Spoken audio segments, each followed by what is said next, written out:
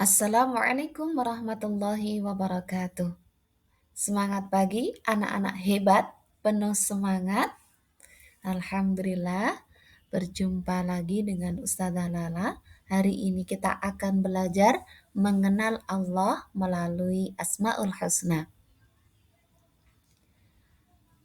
Anak-anak hebat, sebelum kita memulai pelajaran pada hari ini, mari kita berdoa terlebih dahulu.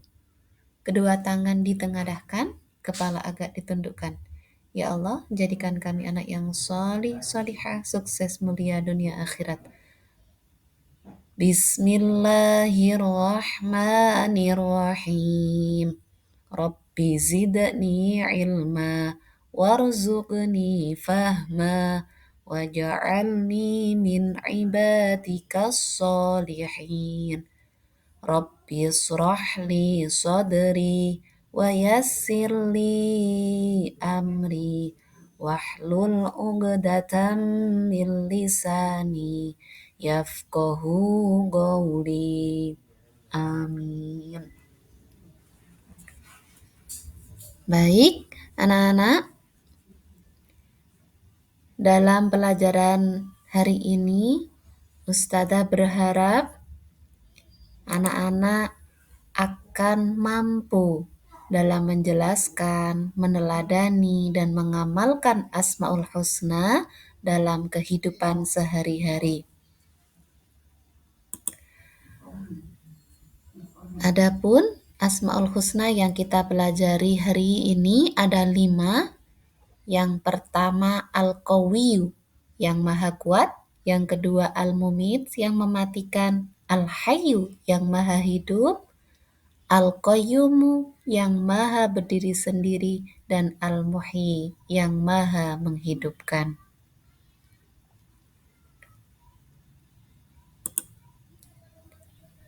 Sebelum kita memulai, agar lebih semangat, kita bernyanyi terlebih dahulu ya. Kita menggunakan nada lagu Becak-Becak. Nadanya pasti anak-anak sudah tahu ya. Simak terlebih dahulu.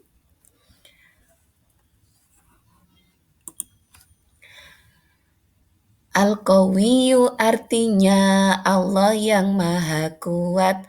Al-Qayyumu artinya maha berdiri sendiri. Al-Muhyi menghidupkan. Al-Mumit mematikan. Al-Ba'id artinya maha membangkitkan. Sekali lagi ya. Mari bersama-sama. Al-Qawiyyu artinya Allah yang maha kuat. Al-Qayyumu artinya maha berdiri sendiri. Al-Muhyi menghidupkan. Al-Mumit mematikan. Al-Ba'id artinya maha membangkitkan. Yeay. Oke, selanjutnya yuk kita kenalan apa sih itu Asmaul Husna. Asmaul Husna artinya nama-nama Allah yang baik atau indah. Jumlahnya ada 99, bahkan kita juga diperintahkan untuk berdoa dengan Asmaul Husna. Allah berfirman dalam surat Al-A'raf ayat 180, Bismillahirrahmanirrahim. Walillahil asma'ul husna fad'uhu biha. Wadharul ladzina yulhiduna fi asma'ih. Sayujzauna ma kanu ya'malun. Artinya, Allah memiliki Asmaul Husna atau nama-nama yang terbaik. Maka bermohonlah kepadanya dengan menyebut Asmaul Husna. Dan tinggalkanlah orang-orang yang menyalahartikan nama-namanya. karena mereka kelak akan mendapat balasan atas apa yang telah mereka kerjakan.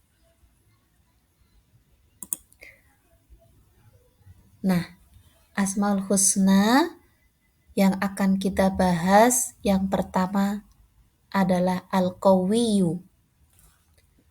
Al-Qawiyyu artinya Allah Maha Kuat.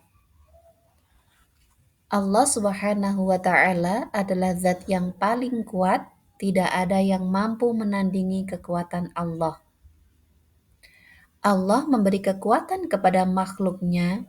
Kekuatan yang diberikan Allah kepada manusia itu berupa kekuatan fisik maupun kekuatan mental. Kekuatan fisik contohnya dapat digunakan ketika dalam membantu sesama. Ada yang sedang kesusahan, bisa kita bantu dengan tenaga. Berangkat ke sekolah menggunakan sepeda.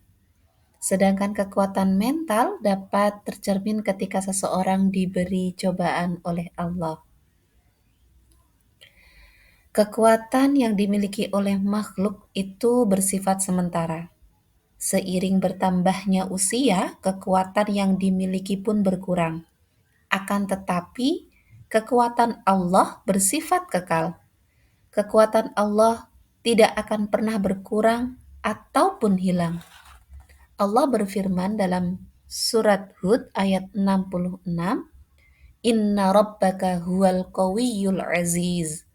Sesungguhnya Tuhanmu, dialah yang maha kuat lagi maha perkasa. Seperti yang anak-anak ketahui, kisahnya Fir'aun ya. Fir'aun itu merasa dirinya sebagai Tuhan dan memiliki tentara banyak. Akan tetapi, semuanya dihancurkan oleh Allah.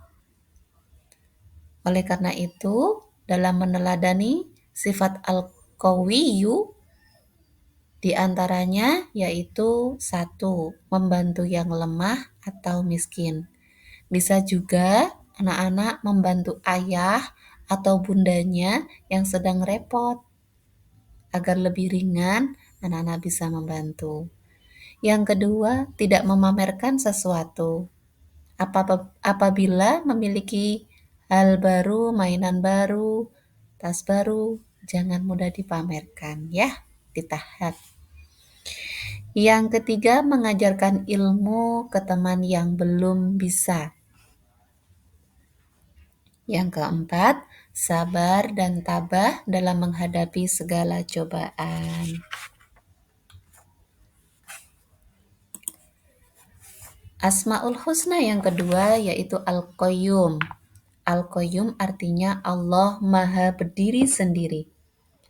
Allah Subhanahu wa Ta'ala adalah zat yang tidak memerlukan bantuan apapun dari makhluknya. Allah menciptakan alam semesta beserta seluruh isinya dengan sendiri. Allah tidak membutuhkan bantuan makhluknya karena Allah memiliki sifat Al-Qayyum. Allah juga merawat makhluknya sendiri. Dijelaskan dalam surat Ali Imran ayat 2, Allahu la ilaha illa huwal hayyul qayyum. Artinya, Allah, tidak ada Tuhan selain Dia yang maha hidup lagi maha mengurus makhluknya secara terus-menerus. Jadi, Allah Subhanahu wa Ta'ala jelas berbeda dengan makhluknya. Kalau manusia masih membutuhkan bantuan orang lain ketika dalam kesusahan. Nah, dalam meneladani sifat Al-Qayyum, ini diantaranya 1.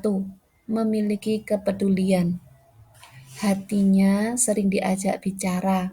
Ini baik atau jelek ya. Jadi agar lebih peka terhadap lingkungan, hatinya sering diajak bicara.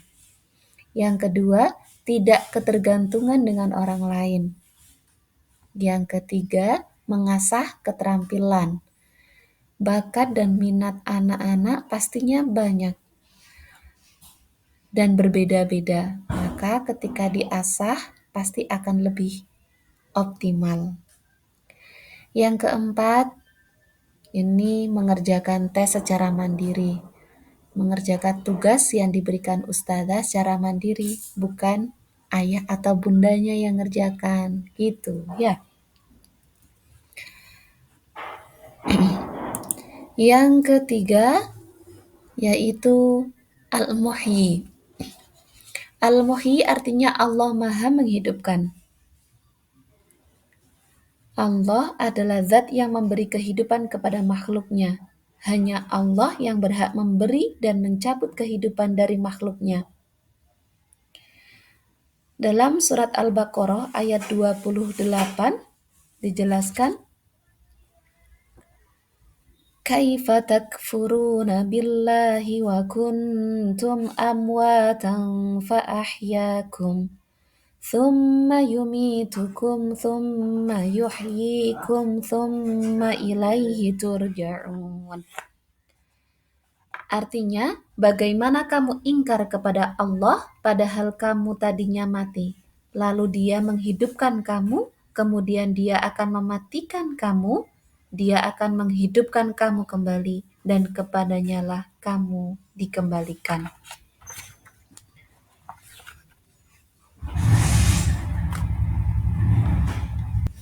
Berarti tidak ada kehidupan yang kekal kecuali kehidupan di akhirat. Tidak ada satupun makhluk yang mengetahui kapan kehidupannya akan berakhir, karena hal tersebut hanya diketahui oleh Allah dan menjadi rahasianya.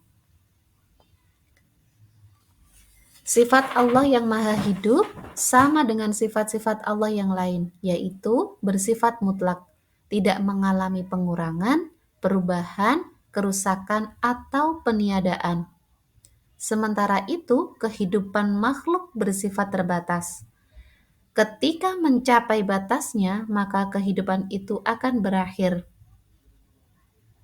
Ketika kehidupan sudah berakhir, semua makhluk tidak akan bisa berbuat apa-apa.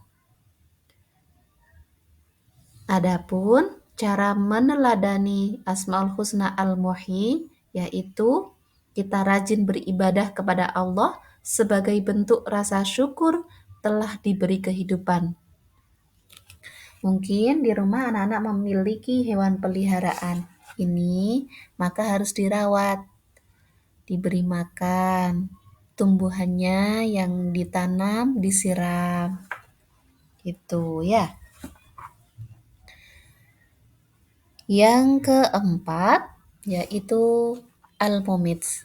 Al-Mumits artinya Allah Maha Mematikan. Semua makhluk di dunia pasti mati dengan kehendak Allah.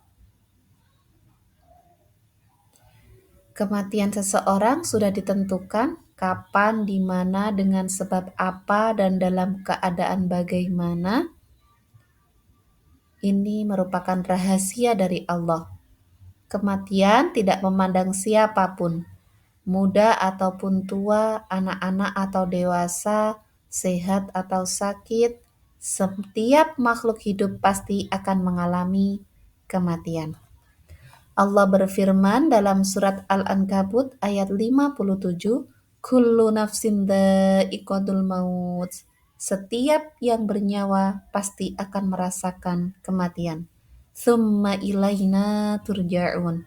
Kemudian hanya kepada Allah kamu dikembalikan.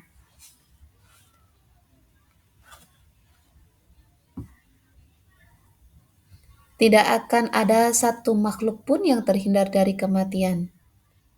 Imam Ghazali pernah berkata, yang paling dekat dengan kita adalah kematian. Oleh karena itu, cara meneladani Asmaul Husna Al-Mumits diantaranya memperbanyak amal solih sebelum kematian datang, seperti rajin sholat, mengaji, dan berbakti kepada orang tua. Berbuat kebaikan dimanapun berada. Semoga kita jadi hamba yang khairun nas anfa'uhum linnas. Yang kelima, yaitu Al-Ba'its. Al-Ba'its artinya Allah Maha membangkitkan. Allah Subhanahu wa Ta'ala kembali membangkitkan makhluk yang telah mati dari kubur ketika hari kiamat telah tiba. Hanya Allah yang sanggup membangkitkan seluruh makhluk yang telah mati. Nabi Ibrahim alaihissalam pernah bertanya kepada Allah tentang bagaimana Allah membangkitkan dan menghidupkan kembali orang yang sudah lama meninggal, yang tulang belulangnya sudah rapuh, hancur, serta menyatu dengan tanah. Kemudian Allah berfirman dalam surat Al-Baqarah ayat 260, yang artinya, "Ya Tuhanku, perlihatkanlah kepadaku bagaimana Engkau menghidupkan orang-orang mati." Lalu Allah berfirman, "Belum percayakah engkau?" Dia Ibrahim menjawab, "Aku percaya, tetapi agar hatiku tenang." Lalu Allah berfirman, "Kalau begitu, ambillah 4 ekor burung, lalu dekatkanlah kepadamu, potong-potonglah, kemudian letakkanlah di atas setiap bukit satu bagian dari tiap-tiap burung. Selanjutnya, panggillah mereka, niscaya mereka datang kepadamu dengan segera. Ketahuilah bahwa Allah Maha Perkasa, lagi Maha Bijaksana." Suatu hal yang menurut akal manusia tidak mungkin terjadi. Akan tetapi bagi Allah itu yasir, sangat mudah. Kun fayakun. Karena Allah memiliki sifat al-ba'id. Adapun cara meneladani Asmaul Husna al-Ba'id diantaranya yaitu meyakini adanya hari kebangkitan. Yang kedua, mengajarkan ilmu untuk bekal di akhirat. Yang ketiga, mempunyai semangat juang, tidak larut dalam kesedihan dan penyesalan apabila mengalami kegagalan.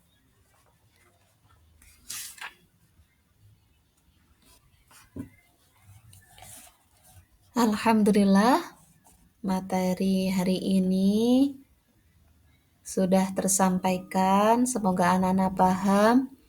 Ustazah berharap anak-anak lebih mengenal dan berupaya mendekatkan diri kepada Allah sehingga dapat diamalkan dalam kehidupan sehari-hari. Perlu anak-anak ketahui bahwa dalam hadis Nabi Muhammad disebutkan bahwa seseorang yang menghafal Asmaul Husna akan mendapat balasan berupa surga. Jadi, ayo kita pelajari bersama, semoga kita istiqomah dalam kebaikan dimanapun dan kapanpun. Alhamdulillah, terima kasih anak hebat sudah mau belajar bersama Ustazah Lala. Semoga Allah senantiasa menjadikan anak-anak anak yang solih solihah, sukses mulia dunia akhirat. Amin.